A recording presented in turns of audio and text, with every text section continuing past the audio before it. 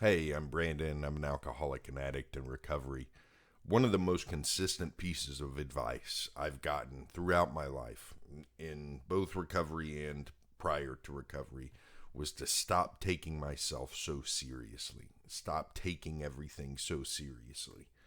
And I always, being someone who is over serious, kind of dismissed that advice and felt like life was something that needed to be taken seriously. We only had one life and we needed to take it seriously and do important things and all these very self-inflating, self-indulgent attitudes towards life.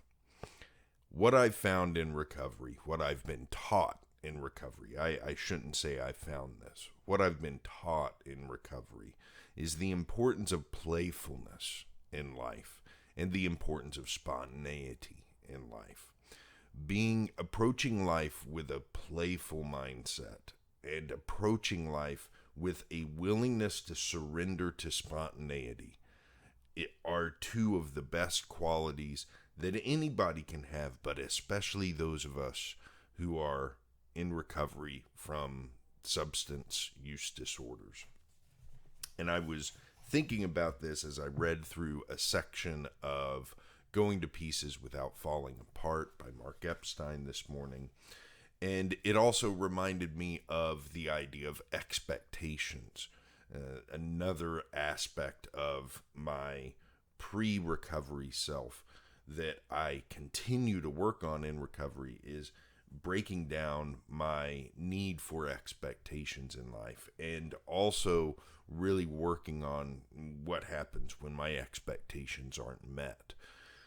I and a lot of people who have substance use disorder, who go through this, have terrible time when our expectations about people's behavior or our own behavior or what we're going to achieve or what's going to happen in general aren't met.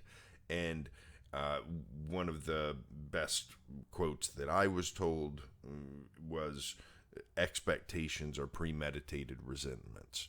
So if you have expectations about what's going to happen, you're setting yourself up to be resentful when something different happens.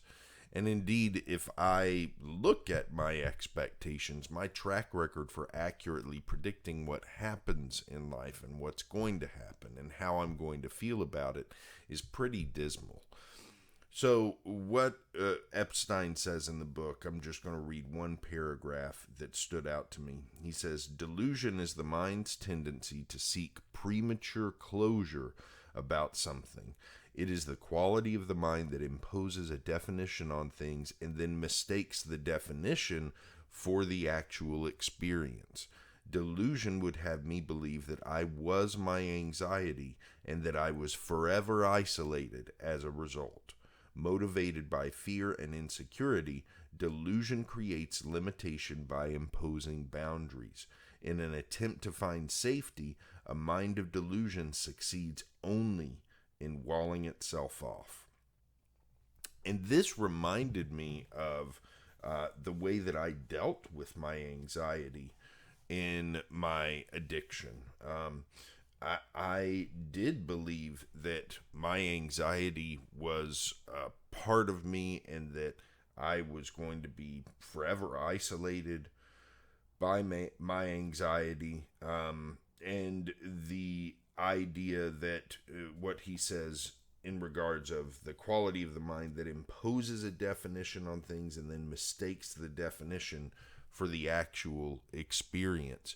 That to me is a very nice way of summing up what happens when we develop an expectation of what things are going to be like, and then we make a mistake. We mistake that definition for the actual experience, and then when the experience does not mirror our definition, we develop a resentment. We develop anger, we develop anxiety, and we become fearful of doing the next thing because we're worried that our internal interpretation of the way the world works is fundamentally flawed. As a result of all of this, we start to isolate, we start to pull away, we start to feel alone. And all of this could be resolved if we could just learn how to be more playful and spontaneous with life and not treat life so seriously. So when I started in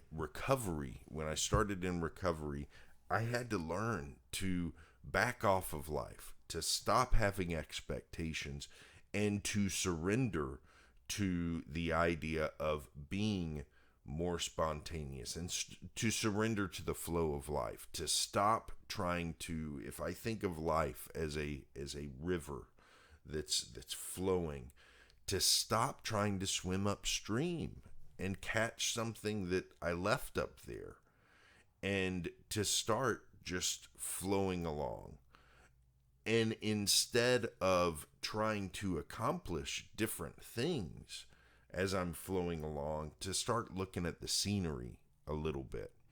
And then once I notice the scenery, really breathing it in, and then looking for the opportunities to swim this way, swim that way, but to do the things that I'm being led to do rather than fighting to do things that I want to do. And in that, I found a lot of freedom, which is very, very logical to me. When I was walling myself off and had expectations about what I needed to do and what life needed to do, my freedom was extremely limited. But by adapting this idea of playfulness and spontaneity in life, I've achieved a lot more freedom. And the strange kind of counterintuitive aspect of this is that I actually get a lot more done when I'm in this mode. When I am not so rigid in life, my ability to accomplish things is much higher. I used to say that I had to take things so seriously and be so rigid because that was the only way to get things done. But it turns out that actually the more I'm able to flow with the way that life moves, the easier it is to get things done within the restraints that life puts around me. And so when I remove the restraints I put on myself, I can operate more freely within life's restraints. And that allows me to get a lot more done.